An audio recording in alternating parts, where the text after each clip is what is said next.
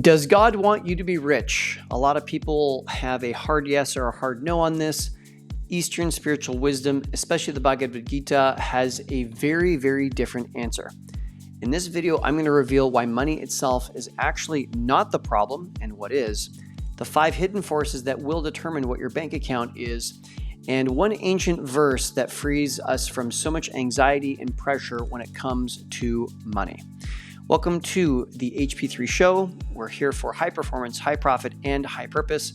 My name is Tim Francis. I'm a former varsity athlete turned high performance intellectual athlete. I'm an entrepreneur originally from Canada, now based in Austin, Texas. I grew up Christian, specifically Catholic, and hearing about how priests take vows of poverty and seeing Jesus being in a very renounced life with no ownership of anything, seeing modern day Mother Teresa also living a very, very modest life. I really got the message, I would say, that if you're going to be a good person, money is bad.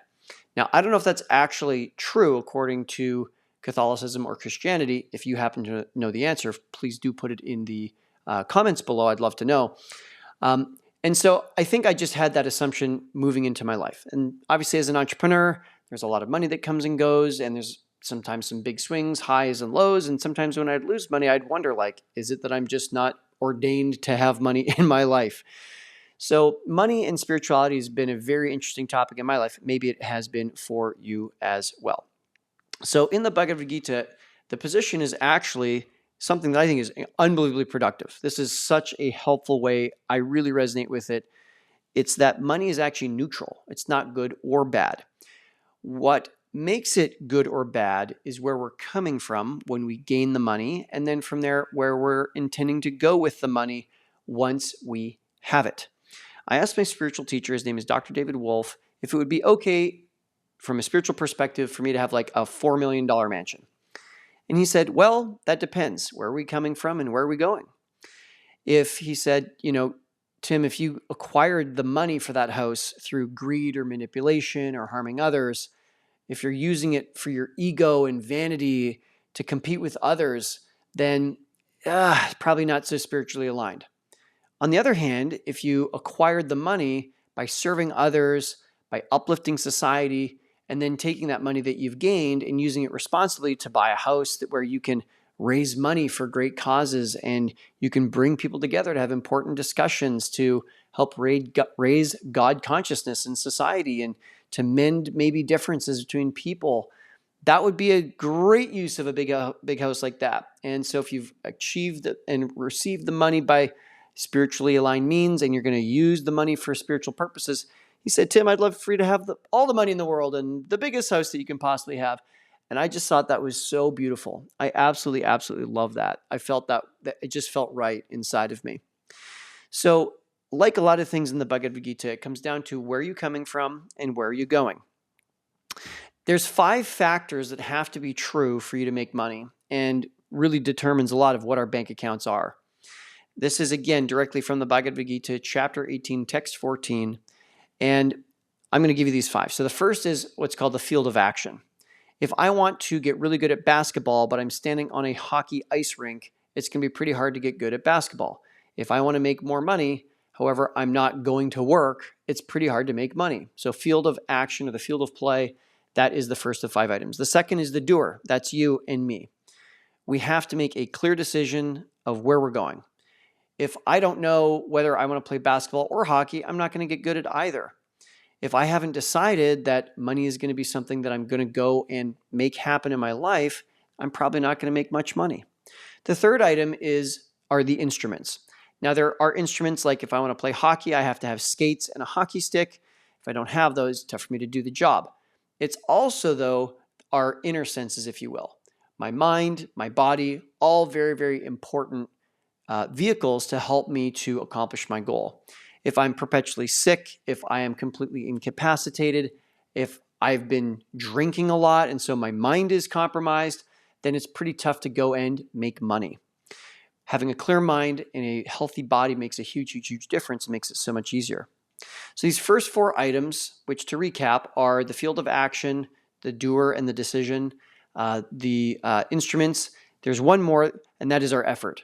Am I making enough effort in the right direction for the right amount of time that I can actually get the money that I'm looking for, or to get the house or the promotion or the job or the business or the partner or the six-pack abs I want, whatever it is I'm looking for. Obviously, the effort is a big deal. Now, I said there's 5 items. I've only mentioned 4 so far. So what is that 5th item? Now, this one is out of our control. It's a little bit of the wild card in this situation. And the 5th and final item is God's will. I cannot tell you how many times in my life, and I'm going to guess you've had experiences like this too, where I've done everything right. I've put in a tremendous amount of effort and I still didn't get the thing. And in the moment, I was probably pretty irritated and frustrated and even angry.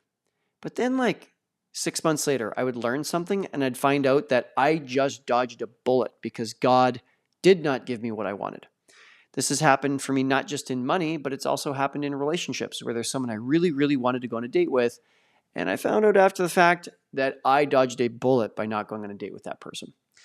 Now, I think that God's will operates in another really interesting way, kind of in the way that people can be in our lives for a reason, a season, or a lifetime. I think there's definitely some times, and I can think of some businesses I've been involved with and also some romantic relationships I've been involved in, where God was aligned with me being in that relationship for a certain period of time. And then I just reached a point where God felt satisfied with the lessons that I've learned, the ways that I developed, the experiences I've had to purify myself and to just get more data on how life really works.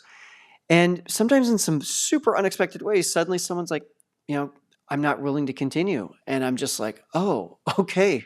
I thought things were going great. So sometimes God will is for a reason. Sometimes it's for a season, or maybe it's for a lifetime.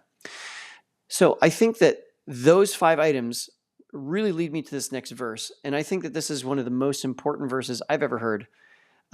It's from the Bhagavad Gita, chapter 2, text 47. It says, "You have a right to perform your duty. You are not entitled to the fruits of action." You have a right to perform your prescribed duty. You are not entitled to the fruits of action or the results that you might be hoping for. And I think that makes so much sense because we don't know what God's will is. God may want me to be someone who lives a very, very humble life. There could be a very important role that I play in kind of like the cosmic, universal development of the world and my community by me doing that. And so what I can do with that is I can say, okay, if I want the money, then I'll take care of the 4 things that are in my control, which we've just talked about. And if it still doesn't happen, that's okay. I have an opportunity to take a look at where can I gain the lesson in every single moment, even if it means I do get thwarted from getting what it is that I wanted. What I can do is I can make everything an offering to God. This conversation with you today, the books I read, the money I make, the way I exercise, the way I eat, all of that can be an offering to God. And that allows me to get out of the suffering that happens when if I'm just trying to make the money, then I'm probably going to be frustrated. I'm going to have to work really hard. I'm often not going to get it. I'm going to be really frustrated. I can transcend all that by giving it to God. And I think that it's more convenient to have that position if a person does have money. But I will tell you that in my life, oftentimes having that God consciousness has been all I've had when I've failed here and I've failed there, and I just go lower and lower and lower until finally I just kind of like surrender. I'm like, okay, God, what is it that I'm supposed to do here? Very, very, very powerful position. I believe that the world today is so full of intensity, overwhelm, anger, hate. And I think that you and I as leaders can really do something about it through our own example. In the Bhagavad Gita, there's a line. It says, whatever a great man does, ordinary people will follow. You and I have an opportunity to do that in our homes, in our businesses, on our teams, and in our communities. So I'm going to invite you to subscribe to this YouTube channel so that we can continue being this conversation. I'm also going to invite you to subscribe. I put out a newsletter every week. Go to gohp3.com and I share spiritually aligned messages like this to help us navigate modern life. Thank you so much for watching. I really sincerely appreciate it, and I look forward to seeing you in the next one.